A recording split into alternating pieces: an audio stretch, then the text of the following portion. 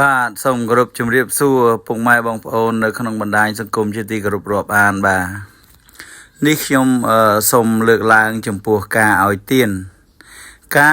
នជាទូទៅដែលយើងធ្លាប់បានដឹងគឺថា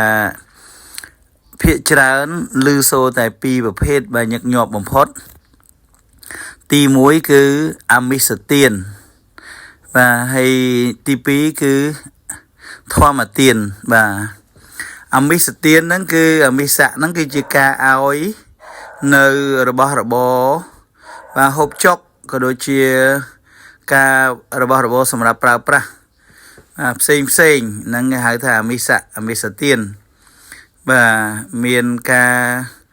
បាទចំណីអាហារអីចឹងទៅបច្ច័យលុយកាក់អីចឹងទៅរបស់របរប្រើប្រាស់ផ្សេងជាដើមដើម្បីបំពេញតម្រូវការនៃការរស់នៅប្រចាំថ្ងៃហើយចំពោះធម្មទានវិញគឺជាការផ្ដល់នៅបាទដំណើរការក្នុងការរស់នៅប្រស័យជីវិតប្រចាំថ្ងៃនឹងឯងមានការទេសនាព្រានប្រដៅអប់រំឬក៏បង្រៀនឲ្យធ្វើនៅអំពើល្អឬក៏អំពើសុចរិតផ្សេងបាទហើយខ្ញុំចង់បន្ថែមទៅលើចំណុច2នឹងដែរបាទក៏ពុកម៉ែបងប្អូនញាតិញោមទាំងអស់ក៏ធ្លាប់បានឮហើយដែរពាក់ព័ន្ធជាមួយនឹងការឲ្យអភ័យទានហើយនឹងជីវតទានអភ័យទាននេះគឺសំដៅទៅលើទានដែលយើងឲ្យអភ័យដល់អ្នកដទៃបាទដូចជាភាសាបាលីដែលលោកតែងតែផ្សព្វផ្សាយមេត្តាដែលបាទពុទ្ធបរិស័ទញាតិញោមក៏ដូចជាព្រះសង្ឃក៏លោកធ្លាប់ស្វាត់ជាដែរបាទហើយជាពិសេសគឺលោកតាអាចារ្យតែម្ដងនៅពេលដែលគាត់ផ្សព្វផ្សាយមេត្តាទៅក៏គាត់អាចនឹងលើកឡើងពាក្យថាទុក្ខបត្តាចនិទុក្ខាភយបត្តាចនិភយាសោកបត្តាចនិសោកាហោនទសពេបេបានិណោបាទដែលសម្រាប់មានន័យជាភាសាខ្មែរយើងធម្មតាថាសត្វទាំងឡាយទាំងពួងដែលដល់ហើយនៅសេចក្តីទុក្ខសូមឲ្យជាសត្វបាត់សេចក្តីទុក្ខទៅដែលដល់ហើយនៅភ័យសូមឲ្យជាសត្វបាត់ភ័យទៅដែលដល់ហើយនៅសេចក្តីសោកសូមឲ្យជាសត្វបាត់សេចក្តីសោកទៅផងបាទនេះគឺក៏ជាការឲ្យនៅមេត្តាផ្សព្វផ្សាយនៅមេត្តាផងដែរបាទហើយចំពោះជីវតទានបាទគឺថាការផ្ដល់ឲ្យនៅក្នុងឲ្យជីវិតយ៉ាងម៉េចទៅមានន័យថាយើង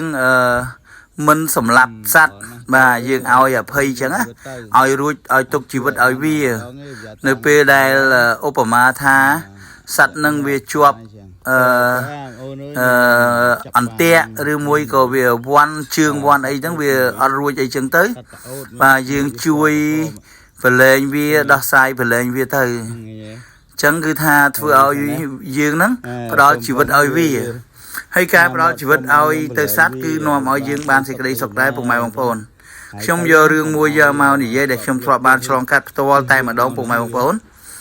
បាទកាលនោះខ្ញុំចំនួន4នាក់ប្រពន្ធខ្ញុំមួយកូនមួយនិងក្មួយមួយធ្វើដំណើរទៅកពតបាទទាំងយប់ស្រាប់តែឡានខូចពុកម៉ែបងប្អូនហើយវ៉ាឡានកុងទ័រ89ស្រាប់តែខូចនៅមុខគេគ្រាន់តែប្រាប់ប្រពន្ធថាឡានយើងខូចហើយអូនណាគ្រាន់តែប៉ុណ្ណឹងគាត់ឡើងភ័យស្លន់ស្លោយំតែម្ដងហើយចៃដន្យក៏ខ្ញុំគេចផុតពីឡាននឹងទៅគ្រោះថ្នាក់សម្បើមខ្លាំងមែនទែនហ្មងពុកម៉ែបងប្អូនមកស្ទើរតែរថ្លៃមិនឃើញណាគ្រាន់តែចូលដល់ចតហើយស្រាប់តែលុតវឹងមកបន្ទុះមានអាឡាន5.7បើកមកកុងទ័រខ្ទង់ប្រហែលជា120 130ទៀតបើកមកវ៉ាវវឹតផឹងបើថាចំឡានខ្ញុំវិញណាក្លាប់ឡានខ្ញុំ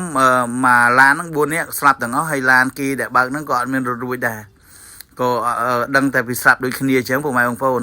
អញ្ចឹងអានិសង្ឃនៃបាទការឲ្យអភ័យឬក៏ជីវតទាននេះគឺសំខាន់ណាស់បាទពុកម៉ែបងប្អូនគួរតែរៀនធ្វើបាទអញ្ចឹងនៅក្នុងវីដេអូនេះខ្ញុំមានតែប៉ុណ្្នឹងទេមុននឹងបញ្ចប់ bà xong group chun pơ phục mai bằng phôn từng tôi bà nữ xịt cái sốc xịt cái chùm ra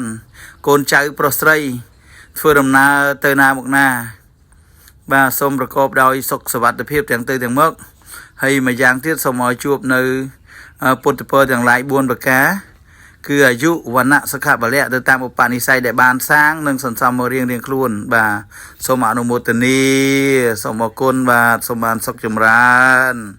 ไปโอ้น้อยนิยมจับบานนี่หมวยสัตว์โอดหมวยสัตว์ตะโอดมือพเนยวิปวากับหอมคือไงยังไงให้ขนาดเพิ่มมาเวียหาหมดส้มเอายมไปเลยพี่บางก็ได้สักได้ยมraจังหายตื้อนะkhôngเอาgiờ mà chụp lục tiệt hay chi riêng màu nắng lưới